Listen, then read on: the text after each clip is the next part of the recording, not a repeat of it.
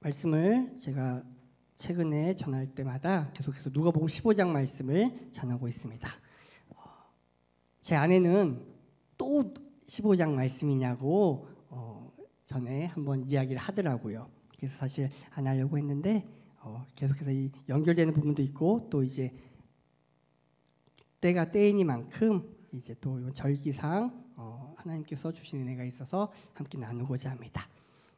둘째 아들에 관련해서 2번 말씀을 함께 나눴고요. 첫째 아들 관련해서 또 2번 나눴어요. 그러니까 지금까지 한 4번에 걸쳐서 말씀을 나눴습니다. 그래서 첫 번째는 둘째 아들 집을 떠나간 것, 아버지를 떠나간 것에 대해서 초점을 맞춰서 했고요. 두 번째는 돌아오는 것에 관련해서 나눴고요. 그리고 세 번째는 종교개혁주의를 지으면서 바리새인과 서기관들로 대표되는 그 첫째 아들, 또 우리의 모습과 관련지어서 말씀을 살펴봤고요. 또 바로 지난번에는 추수감사절 지음에서 감사의 마음을 우리가 생각하면서 말씀을 나눴습니다.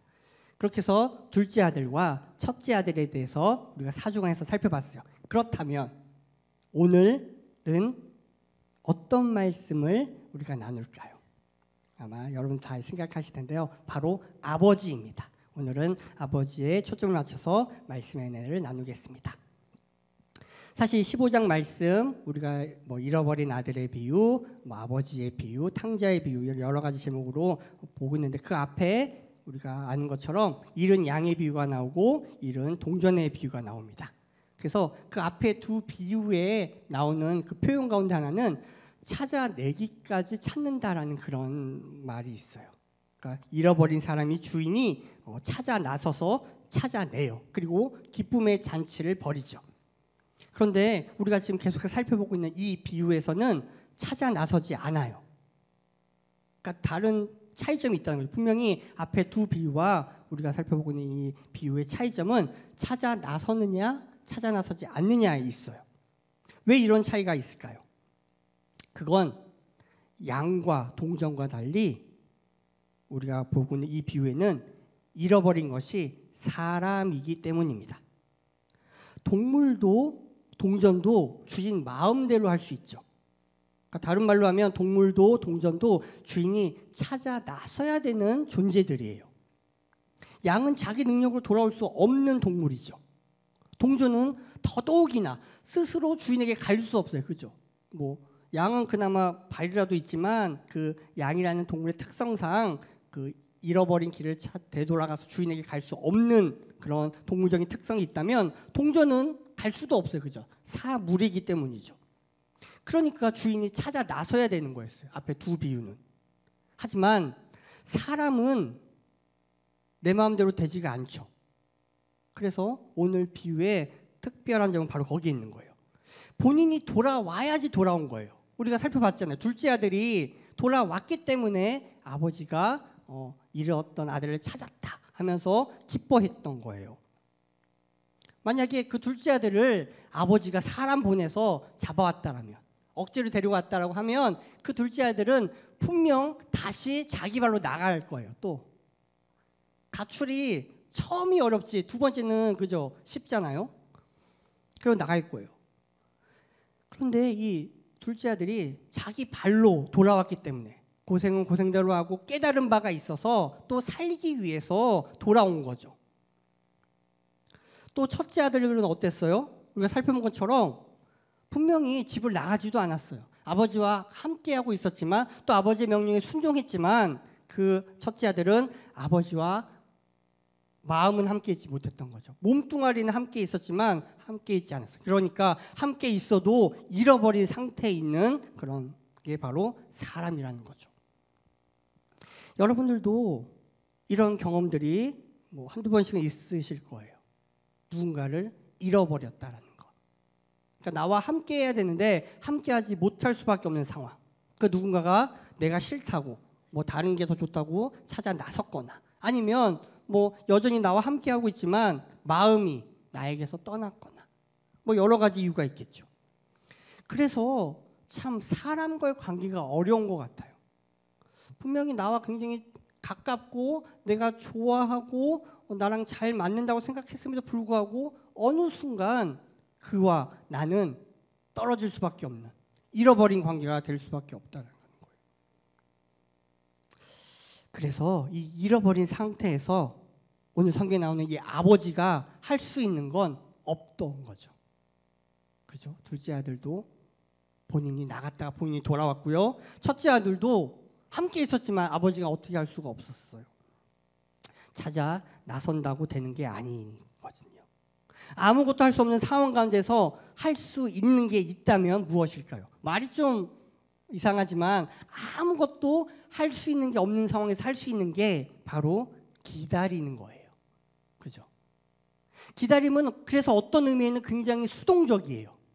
그죠?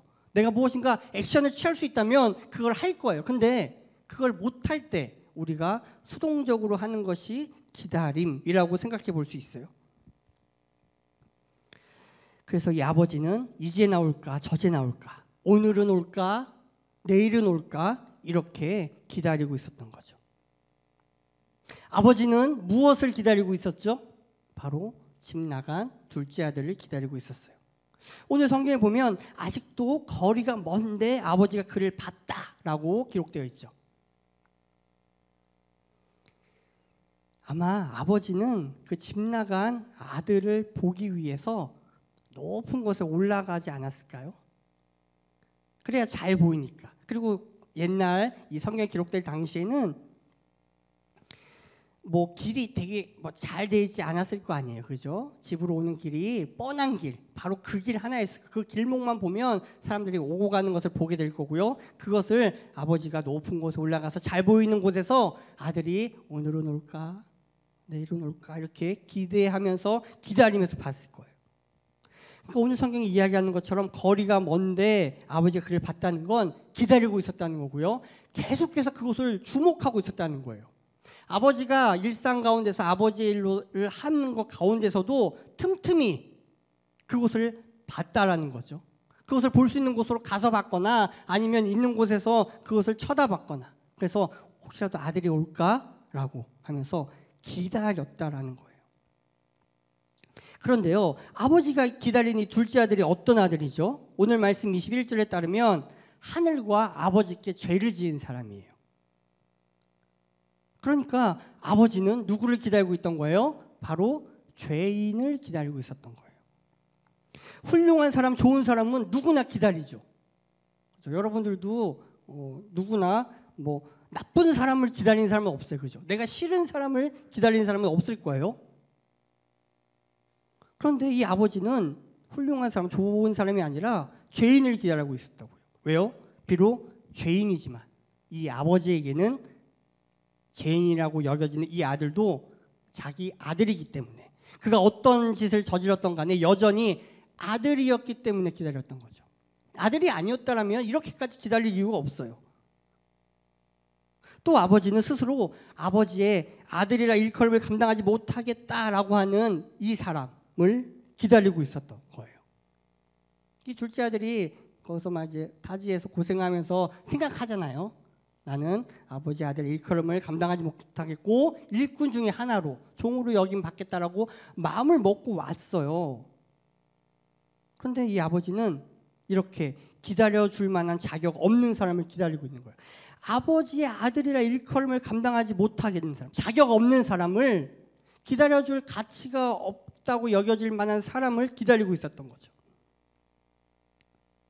이렇게 아버지는 그 집 나간 아들을 기다렸어요. 한편으로는 굉장히 수동적인 기다림으로 여겨져요. 그런데요, 오늘 성경에 등장하는 이 아버지가 단순히 그냥 할 수 없어서 기다렸지만 마냥 그저 수동적으로 기다리기만 한 것은 아니었어요. 오늘 성경에서 보면 그 기다리던 아들이 돌아오자 뭘 어떻게 했죠? 제일 좋은 옷을 내어다가 입혔고요. 손에 가락지를 끼우고 발에 신을 신겼어요. 그리고 살진 송아지를 잡아서 먹고 즐겼다라고 성경에 기록되어 있잖아요. 그러니까 아들이 오기만을 기다리면서 아들이 오면 이렇게 해야지 저렇게 해야지 여러 생각을 하면서 기다렸다는 거예요. 그죠? 아들이 오나 안 오나 지켜보는 것에서 그치는 것이 아니라 정말로 내가 바라고 기다리던 그 아들이 오면 이렇게 해야지 저렇게 해야지라는 것들을 막 생각했다는 거예요. 이렇게 맞아줘야지 아들이 혹시라도 이렇게 말한다면 나는 이렇게 답해야지라고 하는 거예요. 많은 상상과 기대를 하면서 기다렸던 거예요. 그러니까 이 아들이 나는 스스로 아버지 아들의 일컬음을 감당하지 못하겠다라고 여기고 그 다음에 나를 일꾼의 하나로 여기소서라고 생각을 했다고 본문에 나왔는데 앞부분에 근데 오늘 장면에는 일꾼 하나로 여겨달란 말을 안 해요. 왜 안 했을까요? 말하는 걸 까먹어서? 아니요. 아버지가 그 말을 막아선 거죠. 아들이 준비한 멘트가 있을 거 아니에요. 나름대로 아들도 시나리오를 짜고 이렇게 얘기해서 어떻게든 아버지 집에 붙어 있어야겠다. 그래 내가 산다라고 하고 잘못을 뉘우치고 했는데 그걸 말할 기회를 다 주지 않은 거예요. 아버지가 어떻게 해요? 달려나가서 안아버리거든요. 입을 맞추거든요. 그러니까 아들이 준비해온 말을 다 못한 거예요. 이 모든 것들을 아버지는 기다리면서 생각했던 거예요. 상상하면서 그 아들을 기다렸던 거죠. 이것이 바로 기다림의 적극성이라고 볼 수 있는 거죠. 기다림은 단순히 수동적인 것만이 아니에요. 내가 지금 당장은 무엇인가 액션을 취하지 못할지라도 내가 기다리던 그 순간이 오면 할 수 있는 것들, 그것들을 내가 생각하면서 준비하는 거죠. 아버지는 그렇게 수동적인 기다림을 적극적인 기다림으로 만들어가고 있었다는 거죠. 그렇다면 오늘 성경의 비유의 아버지는 이렇게 기다렸는데 우리는, 저와 여러분은 무엇을 기다리고 있을까요? 시험을 본 사람들은 시험 결과를 기다립니다. 그죠? 물론 시험을 잘 못 봤다고 생각하면 결과가 안 나오기를 바라겠지만 어찌됐든지 간에 결과가 나오기를 기다려요. 그리고 취업을 준비한 사람은 면접 결과를 기다리죠.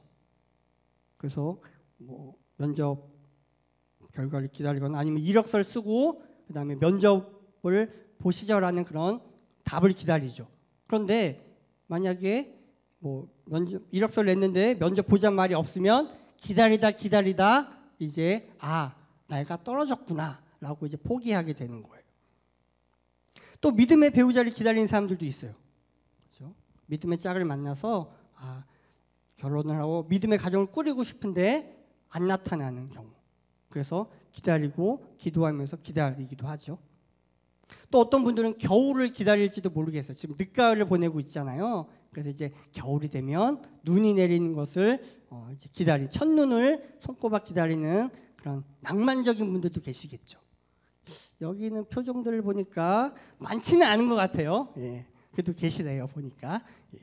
그리고 또 창립 기념주일을 기다리고 계신 분 계시나요? 그죠? 교회 이제 41번째 이제 생일이라고 할 수 있고요. 또 선교회별 찬양대회가 이제 또 오래간만에 3년 만에 다시 시작되는데 준비하는 걸 통해서 기다리는 분들이 계실 거예요. 또 크리스마스 성탄절을 기다리는 분들도 계시겠죠. 이제 불과 거의 한 달 정도 앞으로 다가왔어요. 어느덧. 그래서 크리스마스를 기다리는 이유가 어떤 분들에게는 성탄절 맞이해서 선물 받으려고 기다리는 그런 사람도 있을 테고요. 또 좋아하는 사람들과 뭐 파티를 하려고 기다리는 사람도 있을 거예요. 또 어떤 사람들은 2023년을 기다리시는 분도 계실 거예요. 왜냐하면 2022년이 너무 힘들었거든요. 그래서 2022년을 빨리 보내고 2023년을 새롭게 시작하고 싶은 마음으로 기다리는 분들도 계실 거예요. 저마다 이런 것들을 기다리고 있을 텐데요. 근데 기다리는 것이 결코 쉽지가 않아요. 그죠? 그냥 단순히 시간만 보내면 되는 것들이 있는가 하면 무엇인가를 하면서 기다려야 되는 것들이죠. 그리고 또 내가 아무리 최선을 다하고 기다려도 그것들이 잘 좋은 열매로 맺혀지지 않는 경우도 있어요.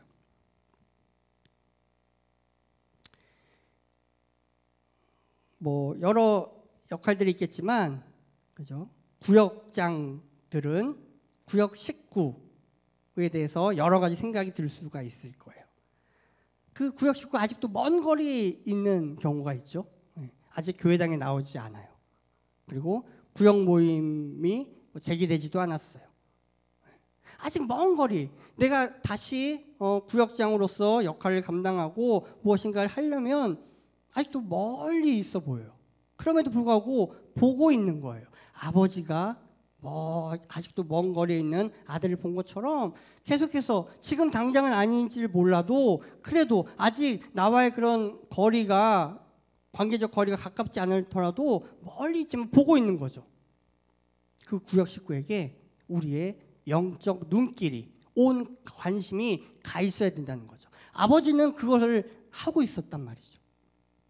그게 바로 기다리고 있는 상태예요. 그냥 아직 때가 안 됐어, 뭐 나몰라라 하고 있는 것이 아니라 계속해서 아직도 거리가 멀지만 보고 있는 거죠. 그래야 그 지점에 누군가 나타나는 것을 볼 수 있는 거죠. 어디 뭐 구역 식구뿐이겠어요? 남성교회 회원들, 여전도회 회원도 있겠죠. 예배는 드리러 나와요, 다행히. 근데 남성교회, 여전도회 모임에는 안 나오는 그런 지체들도 있죠. 그래도 계속해서 연락하고 알려주고 해야 되죠. 이게 기다리는 자세인 거예요. 어디 뭐 그것뿐이겠어요? 교회학교 교사를 맡고 있는 교사들, 아이들이 전화하고 연락이 잘 받아주고 잘 되면 다행인데 전화를 안 받는 아이들도 있어요. 그죠? 연락이 잘 안 돼요. 분명히 카톡을 받는데 답이 없어요. 그죠? 확인했는지 안 했는지 알잖아요. 숫자 1이 있냐 없냐에 대해서 아는데 분명히 확인을 해서 숫자 1이 없어졌는데 답이 없어. 그죠? 아니면 그나마 이거는 확인했는데 어떤 경우는 아예 숫자 1이 안 없어지는 경우가 있어요. 그죠? 아예 안 보는 경우. 이게 더 심각한 상황인 거죠. 그럼에도 불구하고 아직 거리가 멀어요. 언제쯤 이 구역 식구가, 뭐 남녀 선교회원들이, 또 반 아이들이 나와 만날 수 있을지 아직 모르지만 그럼에도 불구하고 그 지점을 보고 있는 거죠. 그것이 바로 기다림이에요. 언젠가 그날이 올 거거든요. 나태주 시인의 시 한 편을 함께 소개하면서 나누려고 하는데요. 화면에 띄워주시면 좋겠습니다. 꽃필 날이라는 시예요. 제가 읽어드릴게요. 꽃필 날 나태주. 내게도 꽃필 날 있을까? 그렇게 묻지 마라. 언제든 꽃은 핀다. 문제는 가슴의 뜨거움이고 그리움, 기다림이다. 우리들은 그런 질문을 하잖아요. 내 인생에도 꽃필 날이 올까? 내가 하고 있는 것들이 꽃 피우지 못하고 있는 거죠. 열매 맺지 못하는 거. 그리고 그거 가능성이 굉장히 희박해 보일 때가 있어요. 아직도 거리가 멀리 있는 그 상태에만 계속 머물러 있는 것 같은 그 시점에 우리는 묻게 되잖아요. 내게도 꽃필 날이 있을까? 근데 시인은 뭐라 그래요? 묻지 말래요. 왜? 언제든 꽃은 핀다라고요. 문제는 가슴의 뜨거움이고 그리움, 기다림이다. 기다릴 수 있느냐, 끝까지 기다리느냐, 못하느냐. 그 차이지 꽃은 피기 마련이다라는 거예요. 여러분의 인생도 분명히 꽃 필 겁니다. 아직 그 순간이 안 왔을 뿐이고 아직도 거리가 멀 뿐이지만 그날은 반드시 올 거예요. 그래서 우리는 기다릴 수 있는 거죠. 반드시 꽃 핀다, 언제든 꽃은 핀다라는 이 믿음이 있으면 우리는 기다릴 수 있어요. 그런데 그것이 흔들리니까 우리가 힘겨워하는 거죠. 오늘 하루를 사시면서 또 여러 가지로 힘드셨을 분에게 오늘 말씀이, 또 오늘 이 꽃필 날이라는 시가 위로로 다가갔으면 좋겠습니다. 비록 지금 당장은 눈에 보이지 않지만 우리가 기다린다면, 우리가 가슴에 뜨거움을 안고 그림을 안고 기다린다면 언제든 꽃은 필 것이다. 내 인생의 꽃은 필 것이다. 우리 가정에도 꽃 필 날이 올 것이다. 이 믿음으로 기다림에 승리하는 저 여러분 되기를 간절히 바랍니다. 기다리고 있는 것, 이것이 바로 아버지의 마음이에요. 오늘 비유에 나와 있는 이 아버지는 바로 기다렸던 거고요. 아버지의 마음으로 기다렸죠. 아버지처럼 기다리면 즐거워하고 기뻐할 수 있어요. 그런데요, 첫째 아들처럼 기다리지 않았다면 즐겁지도 않고 기쁘지도 않을 거예요. 어쩌면 화만 날지도 모르겠어요. 오늘 성경을 비유를 해서 우리가 많이 알기로 탕자의 비유라고 알잖아요. 그죠? 허랑방탕하게 재산을 가지고 나가서 낭비하고 돌아온 아들의 비유에서 탕자의 비유인데요. 그래서 우리는 그 탕자를 흔히 생각하기에 뭐 신앙생활 하다가 이제 방황하고 있는 그런 우리 지체들 형제자매를 여기기도 하고요. 또 회개하고 돌아오기 전에 나 자신으로 생각하기도 해요. 예, 그런 것들을 비유하죠. 그런데요, 또 한편으로 생각해 볼 수 있는 건 바로 이 탕자는 예수님이라고 생각해 보면 어떨까요? 당황스러우시죠, 지금. 탕자가 예수님이라는 이 말에 아마 당황스러울 텐데요. 어떤 면에서 예수님이 탕자라고 제가 말씀드리냐면 바로 아버지를 떠났다라는 측면에서 탕자가 바로 예수님이다라고 볼 수 있을 거예요. 그죠? 분명히 예수님 하나님의 아들이시고 하나님과 영원 전부터 함께 하셨던 분이에요. 그런데 그 예수님이 아버지를 떠나셨죠. 그리고 하나님은 예수님을 기다리셨어요. 영원 전부터 함께했던 예수님이 인간 세상으로 내려가셨거든요. 마치 둘째 아들이 아버지로부터 재산을 받아서 세상으로 나가서 자기가 원하는 대로 살았던 것처럼 예수님이 하나님 곁을 떠나서 인간 세상으로 내려오셨어요. 아버지와의 그 영원한 관계를 버리고 세상에 있는 사람들과 함께 하겠다라고 떠나신 거죠. 그때부터 하나님 아버지의 아들을 향한 기다림은 시작된 거예요. 모든 권세를 아들에게 다 주셨는데 그걸 피조물인 사람을 위해, 인간을 구원하기 위해 탕진하겠다라는 거죠. 인간의 육신을 입고 와서 자신의 목숨까지 바치면서까지 그 인간, 사람을 구원하겠다라고요. 이런 낭비가 어디 있죠? 이런 탕진이 어디 있어요? 그래서 예수님이 탕자라고 제가 말씀드리는 거죠. 그 탕자 예수님을 아버지 하나님이 기다리셨어요. 그리고 마침내 기다림 끝에 하나님은 예수님과 함께 하셨어요. 예수님께서 십자가, 죽음, 부활, 승천 모든 것을 탕진하고 모든 것을 낭비하신 끝에 예수님은 하나님 아버지에게 돌아가시고 우편에 앉아 계셨어요.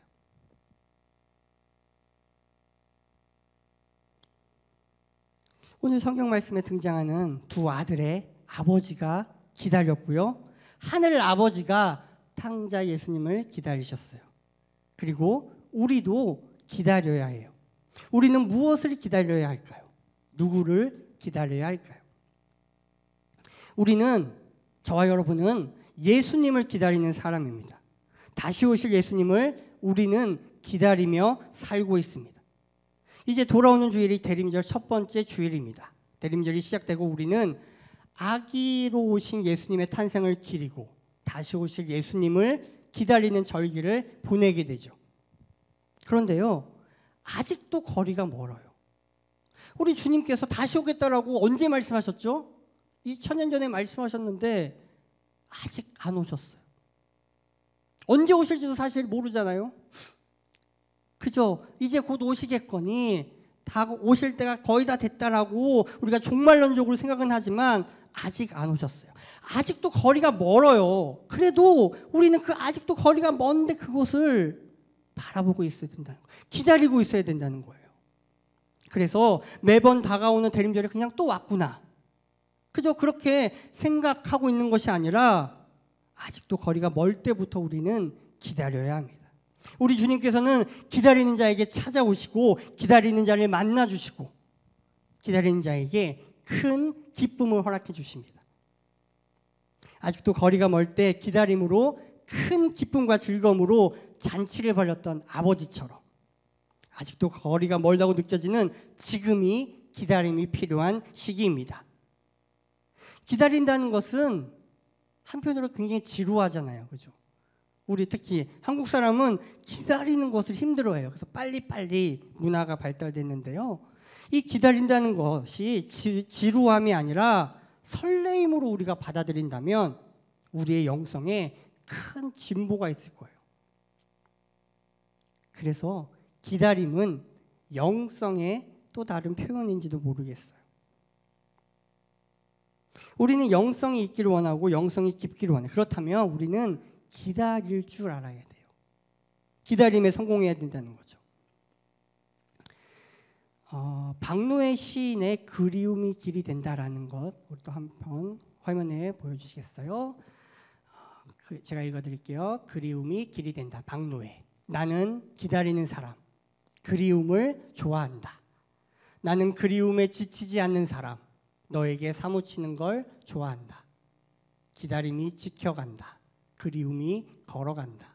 이 소란하고 쓸쓸한 지구에 그대가 있어주는 것만으로도 눈물 나는 내 사랑은 그리움이 가득하여 나 어디에도 가지 않았다.